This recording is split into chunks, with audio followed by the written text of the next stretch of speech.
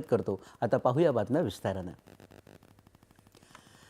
रशियाकडून तेल आयात करण्याबाबत भारतावर अकारण करण्यात येणारी टीका पूर्णपणे अनुचित आणि तर्कहीन असल्याचं भारतानं स्पष्टपणे सांगितलं आहे।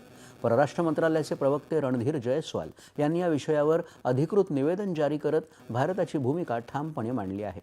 युक्रेन संघर्षानंतर इंधन पुरवठ्यासाठी पर्याय म्हणून भारतानं रशियाकडून तेल आयात करायला सुरुवात केली, तेव्हा अमेरिकेनं देखील जागतिक ऊर्जा बाजारातील स्थैर्याकरता या भूमिकेचं स्वागतच केलं होतं, असं त्यांनी सांगितलं।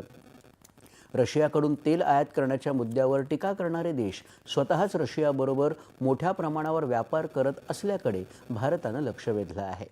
युरोपीय महासंघ आणि रशिया यांच्यात फक्त 2024 मधला व्यापारच 67.5 अब्ज युरो, तसंच 2023मध्ये सेवा क्षेत्रातला व्यापार 17 अब्ज युरोपेक्षा अधिक होता। ही आकडेवारी भारत रशियातल्या व्यापारापेक्षा खूपच मोठी आहे।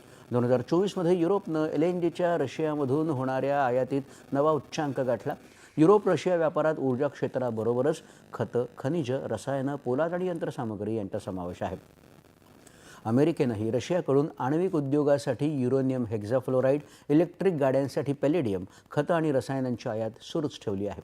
ही सारी पार्श्वभूमी लक्षात घेता भारतावर नाहक टीका करणं अन्यायकारक आणि अनुचित असल्याचं निवेदनात म्हटलं आहे।